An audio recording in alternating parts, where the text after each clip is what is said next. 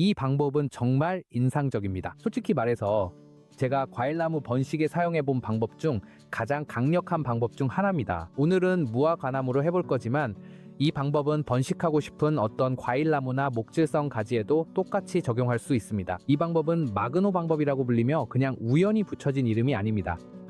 이 방법이 이렇게 불리는 이유는 고대 마케도니아에서 농부들이 강 모래로 채운 갈대 조각을 사용해 오늘 보여드릴 방법과 매우 비슷한 방식으로 삽수를 번식시켰기 때문입니다. 차이점은 오늘날에는 누구나 집에서 쉽게 적용할 수 있도록 현대적인 재료를 사용할 것이라는 점입니다. 이 방법은 매우 깔끔하고 매우 효율적이며 지금부터 단계별로 알려드리겠습니다. 그러니 집중해서 잘 보세요. 이제 시작합니다. 혹시 궁금한 점이 있으면 댓글로 질문해주세요. 보통 우리가 전통적인 삽목을 할 때 단순 삽목이든 취목이든 다른 고전적인 방법이든 결국 한 개의 식물만 얻게 됩니다.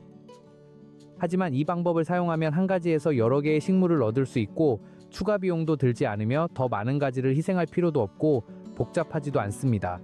같은 가지에서 여러 조각을 얻을 수 있고 각 조각이 결국 독립적인 과일나무로 자라게 됩니다. 삽목을 준비하기 전에 먼저 튜브를 준비하겠습니다. 이번에는 정원에 있는 관수용 호스를 사용할 거예요. 다른 종류의 재료도 사용할 수 있고 심지어 폴리에틸렌 호스도 괜찮습니다. 이 모든 재료가 가능하지만 이 재질은 유연해서 작업하기 훨씬 쉽기 때문에 아주 좋습니다. 여기서 우리가 시도하는 것은 대나무를 대체하는 것입니다. 왜냐하면 대나무를 구할 수 없는 분들도 있지만 호스는 누구나 구할 수 있기 때문입니다. 어느 가게에 가도 구할 수 있고 집이나 정원, 농장에 남은 조각이 있을 수도 있습니다. 그래서 모두가 이 방법을 따라할 수 있도록 현대적인 재료를 사용하는 것입니다. 호스의 두께는 상관없습니다. 2분의 1인치든 4분의 1인치든 가지고 있는 것을 사용하면 됩니다. 오늘은 약 20cm 정도의 비교적 짧은 조각으로 해보겠습니다. 먼저 한쪽 끝을 절연 테이프나 접착 테이프로 여러 번 단단히 감아서 잘 밀봉해 줍니다. 이제 안쪽에 작은 솜 조각을 넣어줍니다. 그 솜은 꼭 바닥에 막아놓은 부분에 잘 붙어 있어야 합니다. 막대기나 연필로 밀어 넣을 수 있습니다. 이것에는 아주 간단한 설명이 있습니다. 배수가 필요하지만 모래가 빠져나가지 않게 해야 합니다. 모래를 넣기 전에 배수층을 만듭니다. 아래쪽 막은 부분의 중앙, 바로 솜이 있는 곳에 작은 구멍을 뚫어줍니다. 이제 모래를 넣어줍니다. 강모래, 실리카 모래, 세척된 모래 등 어떤 모래든 사용할 수 있습니다. 어떤 모래든 괜찮지만 이상적으로는 세척된 모래를 사용해 박테리아나 곰팡이를 방지하는 것이 좋습니다. 튜브를 채우되 맨 위까지는 채우지 않습니다. 윗부분에 약간의 여유를 남겨둡니다. 이제 관수용 물을 준비하겠습니다. 물 1리터와 구급 상자에 있는 과산화수소한 작은 수를 넣습니다. 이렇게 하면 물을 소독하고 향후 곰팡이 문제를 예방할 수 있습니다. 튜브에 천천히 물을 주면서 모래가 충분히 촉촉해지도록 합니다. 아래쪽 구멍에서 물이 조금씩 배어나오기 시작하면 멈추고 필요하다면 끝부분을 닦아준 뒤 이제 위쪽에 두 번째 마개를 합니다. 이렇게 하면 촉촉한 모래로 채워진 줄기를 완벽하게 시뮬레이션 할 수 있고 바로 사용할 준비가 된 상태가 됩니다.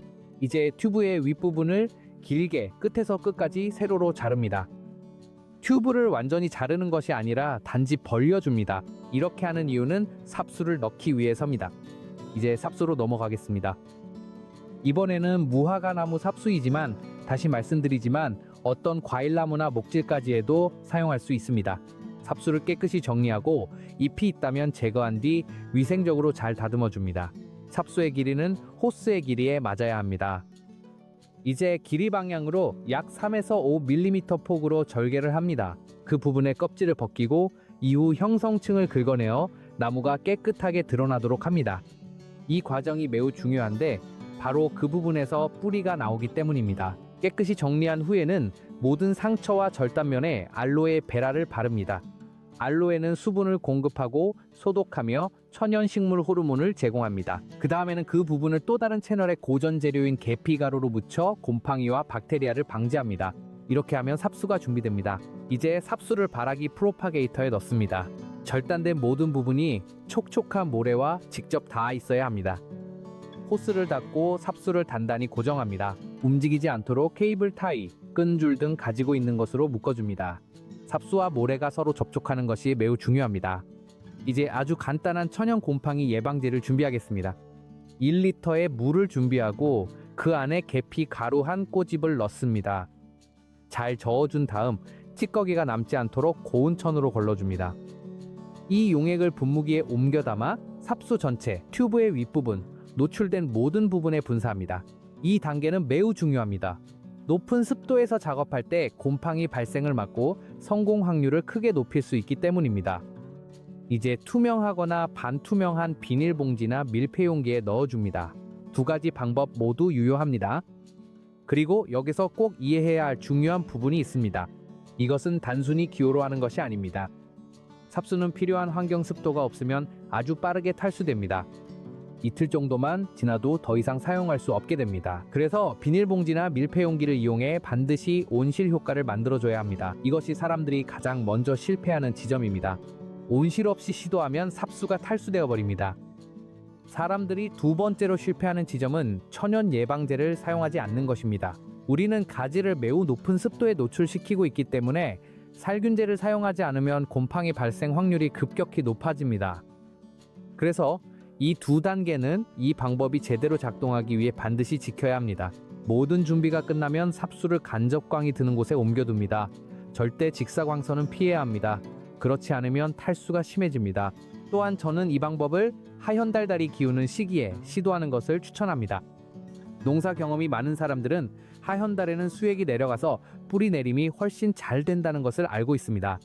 뿌리는 보통 더 굵고 더 튼튼하며 품질도 더 좋습니다. 관리는 매우 간단합니다. 3에서 4일마다 한 번씩 봉지나 통을 열고 계피로 만든 천연 살균제를 분무해 줍니다. 튜브에 다시 물을 줄 필요는 없습니다. 모래가 마르는 일은 거의 없죠. 그렇지 않나요? 게다가 분무를 해주면 습도가 완벽하게 유지됩니다. 다시 닫아두고 그대로 두면 됩니다. 그리고 마침내 결과를 볼 수 있습니다. 6주에서 8주가 지나면 뿌리가 나오기 시작합니다. 작업한 전체 구간을 따라 하얗고 깨끗하며 튼튼한 뿌리들이 생깁니다. 그때가 되면 눈을 살려서 삽수를 나눌 수 있습니다. 뿌리가 달린 각 부분은 새로운 무화과나무가 됩니다. 그리고 이 방법은 사실상 거의 모든 과일나무에 적용할 수 있습니다. 이 경우 삽수가 완전히 뿌리를 내린 후에는 이제 그것을 나누는 작업을 할 것입니다. 예를 들어 여기서는 3조각으로 나눌 건데 각 조각마다 지상부가 위로 오고 눈이 드러나도록 신경 써줍니다. 이제 삽수 크기에 맞는 화분을 사용하고 통기성이 좋고 배수가 잘 되며 유기물이 풍부한 토양을 사용합니다.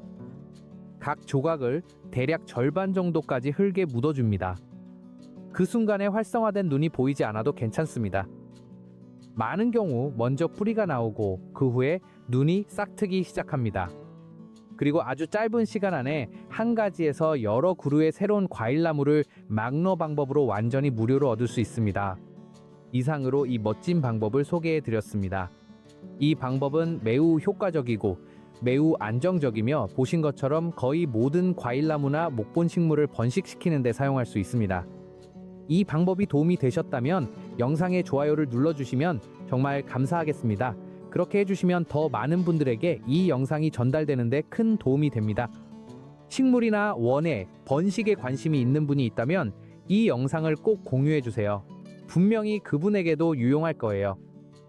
어떤 식물이나 과일나무에 이 방법을 시도해 볼 예정인지, 그리고 어디에서 이 영상을 보고 계신지도 댓글로 남겨주세요. 그렇게 해주시면 다른 분들이 이 영상을 발견하는 데 도움이 됩니다. 이처럼 쉽고 효과적인 방법들을 계속 배우고 싶으시다면 채널을 구독하고 알림 설정도 해주세요. 그래야 다음 영상도 놓치지 않으실 수 있습니다. 큰 포옹을 보내며 다음 영상에서 또 만나요.